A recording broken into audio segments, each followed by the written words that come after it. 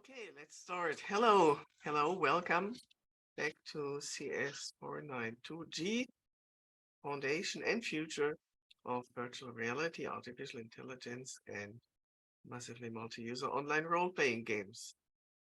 We're in part 2 about Foundation of Artificial Intelligence. We have learned about such important concepts as VC dimension and shattering and pack learning, probably approximately correct learning as a foundation of machine learning and learnability. And that raised the question, are there problems which fundamentally cannot be learned? And so far we've been focusing on decision problems, classification, yes or no answers, or finitely many answers like is this a letter A? Is it a letter B? Is this a letter C from the alphabet? So any finite problem can be expressed as finitely many decision problems. But then there are continuous type of problems, such as controlling, for example, the speed of an automatic car governed by an artificial intelligence. This is continuous, right? So speed doesn't jump from 10 kilometers per hour to 20 to 30, but it's a continuous type problem. And this raises the question, are there problems which cannot function, problems which can or cannot be approximated? And this is exactly the topic of today's and of Thursday's talk. So today we'll learn about the first part of this heavily mathematical question: which functions can neural networks approximate, and which functions can they not approximate? And the start today is made by Biniyam. So Biniyam, I will give you the spotlight and the permission to share your screen. And there you go. Okay, thank you, Professor. Can you hear my voice? Okay.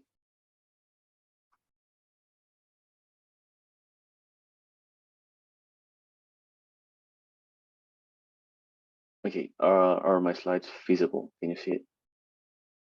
Okay, thank you. Okay, hello everyone. I am Biniyam. Today I'm going to present to you guys about the approximation capabilities of neural networks. This is going to be a two-part presentation. The first part, I'm going to present about what neural networks are. It's almost like a revision of what you guys have been presenting about till now, and how neural networks approximate functions, what it means to approximate a function, and mainly we're going to focus about the preliminaries for my teammates' next presentation, which are going to be about metrics. And we'll see a brief demonstration of universal approximation theorem while we do so. So let's get started.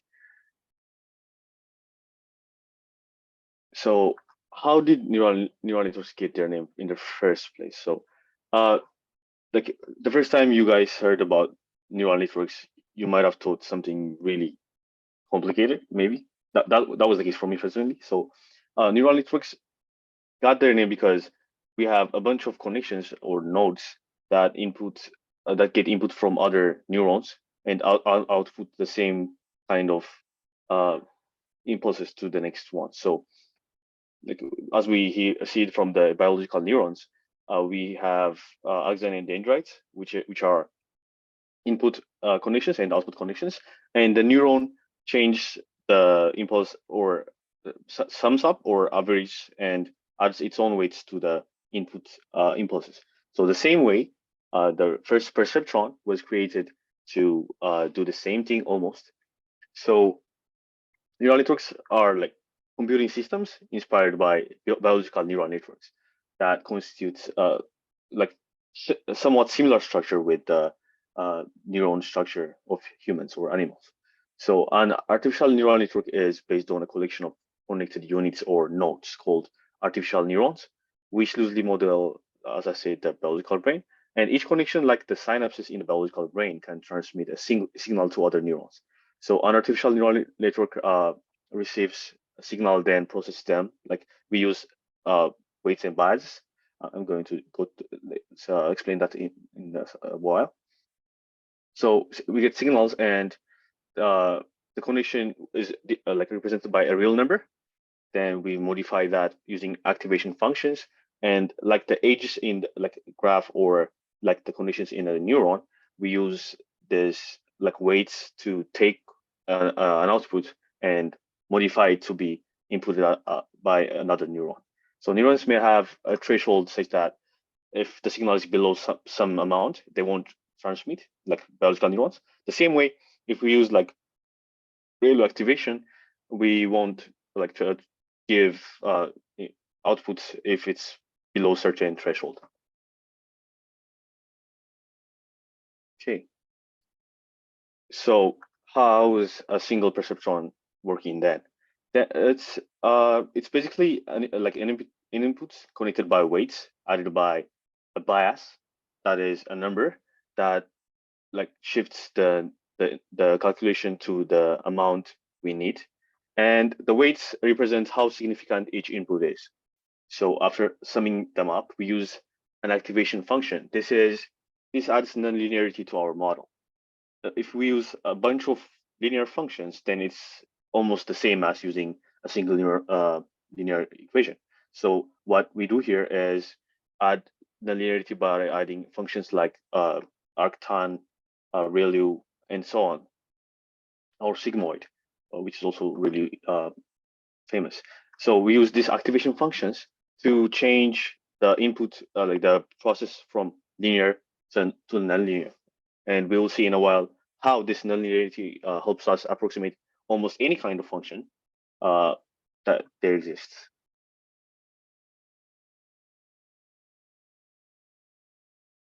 So like I'm going to go over this like from the perspective of neurons then. So what are neural networks? Well, connection of perceptrons in organized fashion, or structure.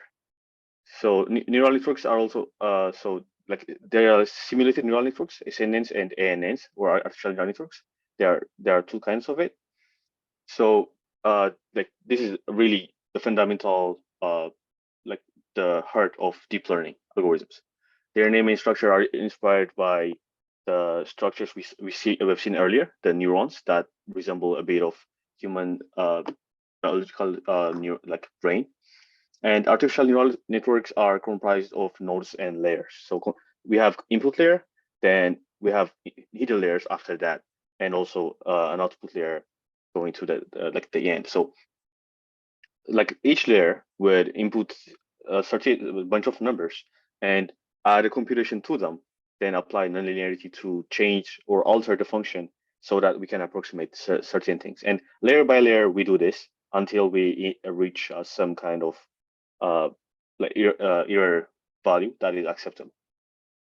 So sending data from one layer to the next layer, we compute these calculations so that we approximate the given function. So like we have to pass the data, otherwise no data passing is along the next layer to the network. So I'm going to open a YouTube video here that shows that's really interesting, and that shows how neural networks with ReLU activation functions approximate these functions. Okay, sorry. So yeah, as you have seen here, we can make like tower functions using the ReLU activation, or even the sigmoid, then build these stacks up to approximate any function we want. So that was how artificial neural networks with nonlinear activation functions would create some building blocks to approximate any kind of function, as we have seen earlier, like using the square blocks. But from calculus, as we know, if we use enough blocks, then we would eventually be able to approximate any kind of function to any degree we want. Like it wouldn't be perfect, but we can, given that we can provide enough neurons and activity functions, we can approximate it to a degree of accuracy that we want. So now we go to the how actually they do function in real life tasks. For example, classifying an image as an image of a dog or a cat. So here we will recap two concepts from our previous presentations. One is forward propagation, and another one is backward propagation. So forward propagation is basically the calculation and storage of intermediate variables or the outputs for a neural network in order from the input layer to the output layer. We now work like step by step through the mechanics of neural networks with one hidden layer here, and like we create another hidden layer so that we have like 4 hidden layers from the input to output.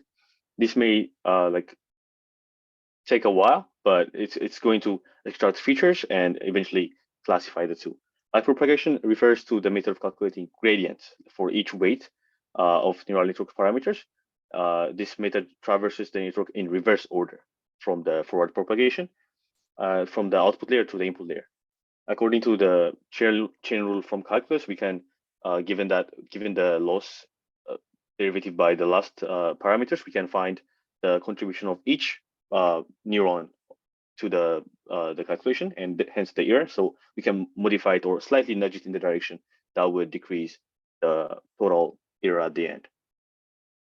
So we can see a functioning of this neural networks in action. This is a great tool called from TensorFlow.org. So you can see a neural network training in real life. So for example, if we have a bunch of data to classify here, as you can see here, and we train the model on it, it would as you can see here, it would decrease the loss over time as it trains, and it would create this clean classification. And if we can see like what each neuron is doing, the first neurons basically learn very basic functions, like this one is separates like horizontally, and this one vertically, and this one horizontally. But as we go on, they start like learning complicated features like diagonals, curves, and eventually at the end, it's pretty close to what we need, right? So combining this two would result in this clean classification. So, okay, what's next?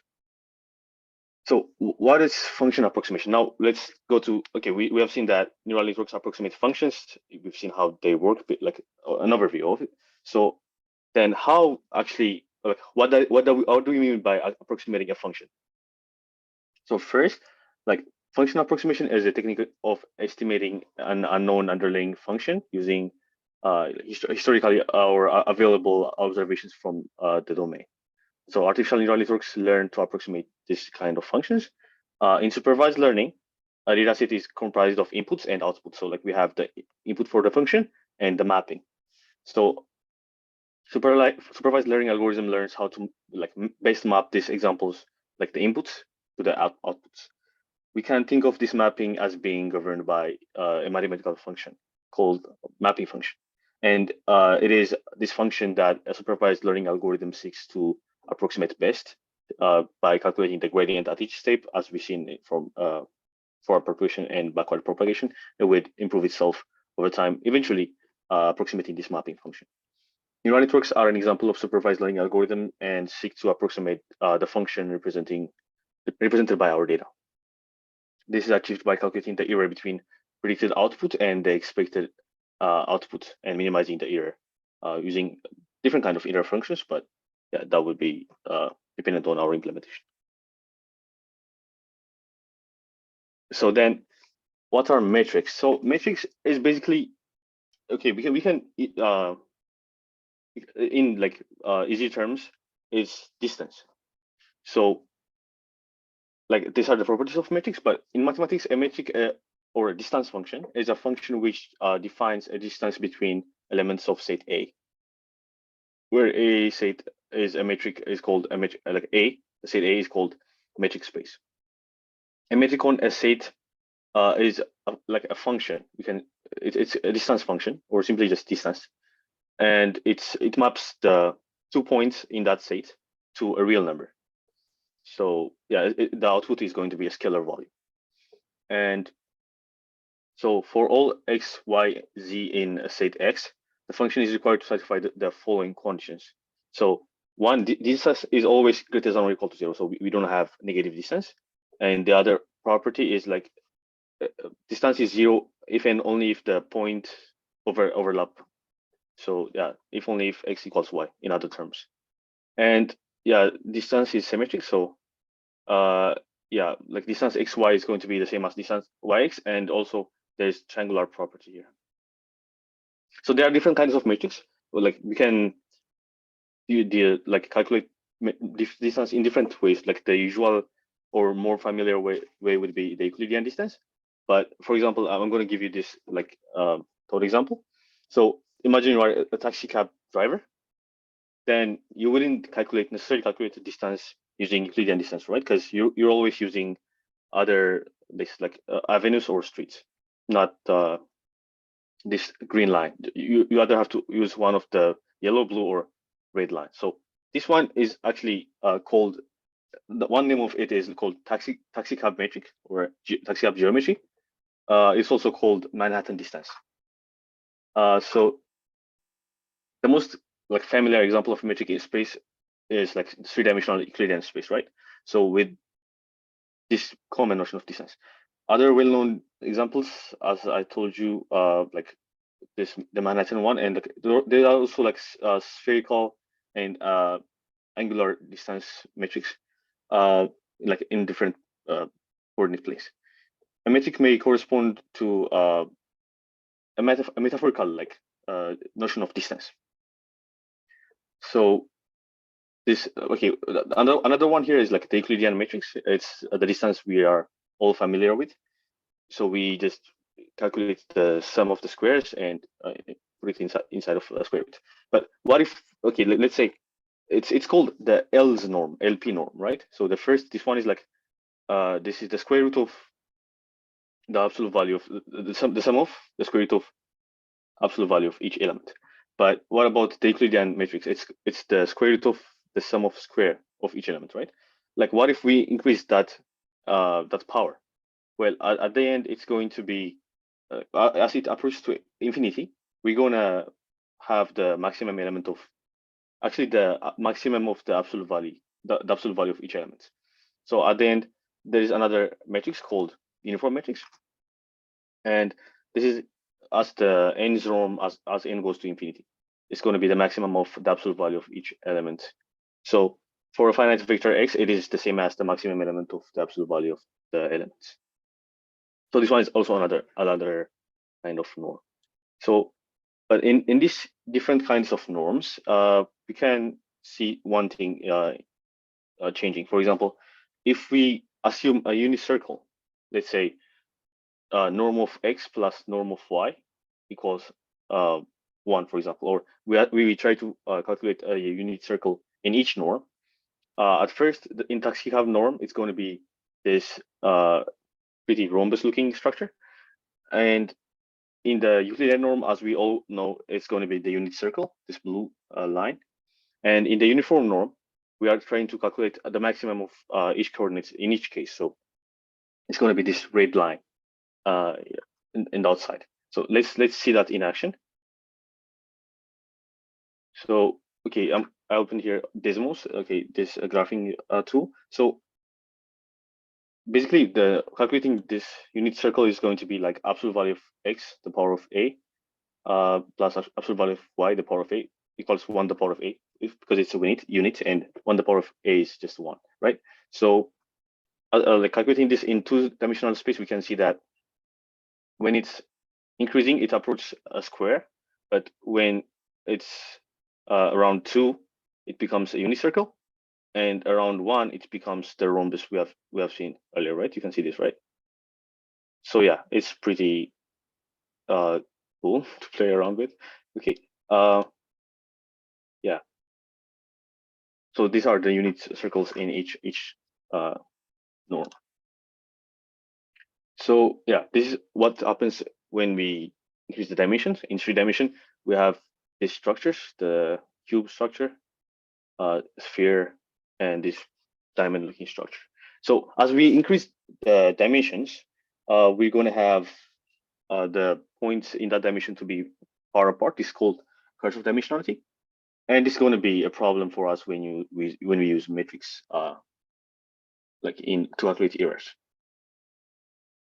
But like the difference between two different norms in a fixed number of dimensions can be bounded by an upper bound.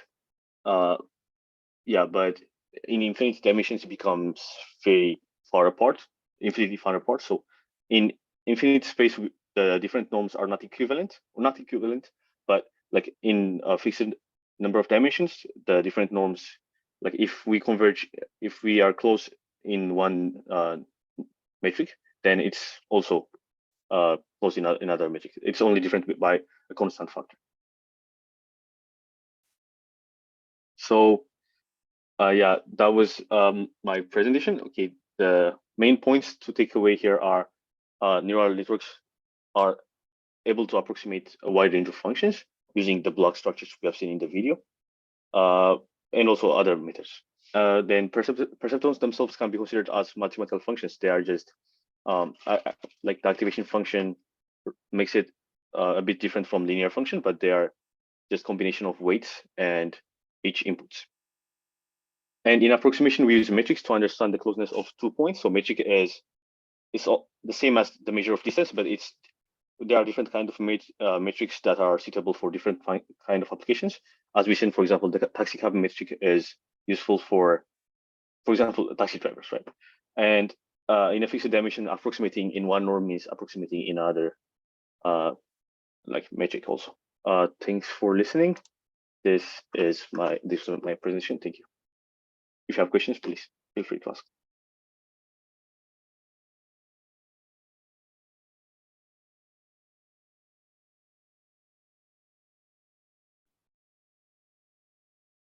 Okay, thank you so much. So as usual, we're now going to take a short break to give you guys the time and opportunity to digest the presentation, to come up with questions and comments about the content, not about the quality.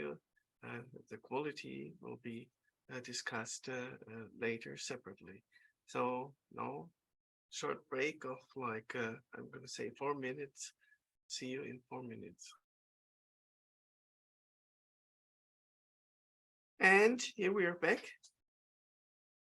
Here we're back online.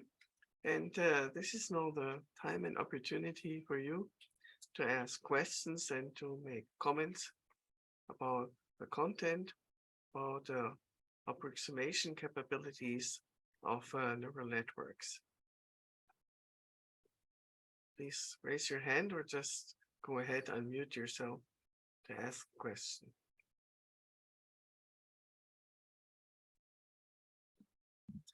I have a question about the video stuff that told about the tau function for approximation. In that video, he explained that your network can approximate every functions by combining all of tau functions. But for me, tau function seems quite edge case in optimizing your network, because optimization is done with the backpropagation, as you told to us. So is that tau function patterns are really inspectable in trained many neural networks? I'm just curious about that.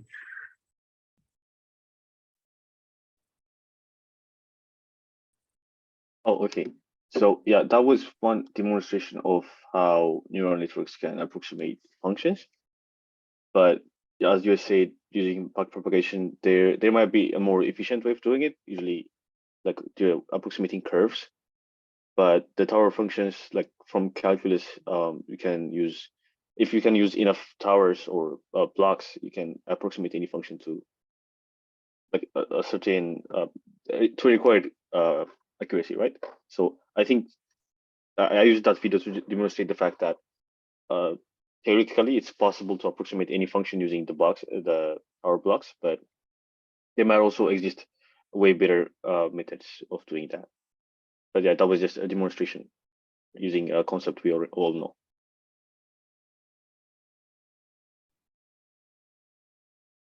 That's thank you. That's a great question and great answer. And maybe to further clarify, the theorem, which will be proven and expanded on Thursday, the theorem says that any function can be approximated. It doesn't say that any function can be learned by training, right? So these are two different things. Maybe it's true. Maybe every function can also be learned by training. I don't know myself, but the statement of the theorem so far only says there exist neural network weights that can approximate any function. How to obtain these weights seems to be a separate quest. Maybe. Thank you.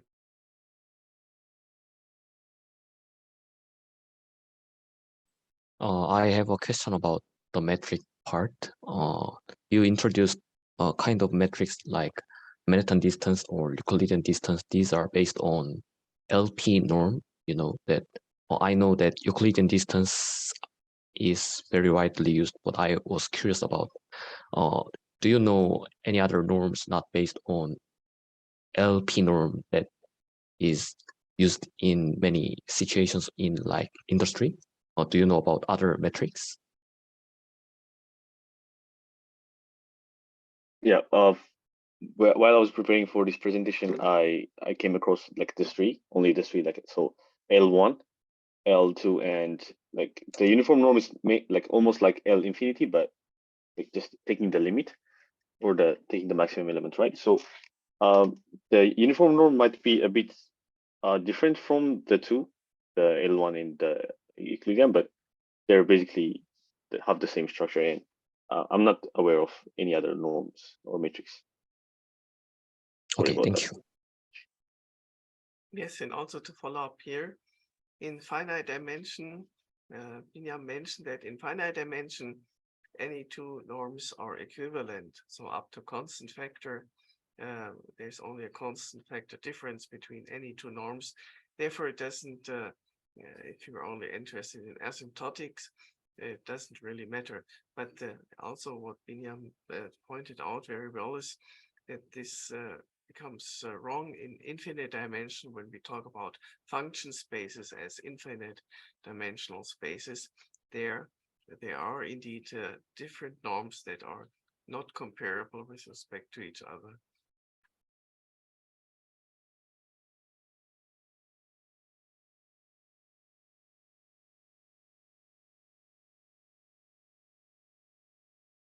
Further questions, comments?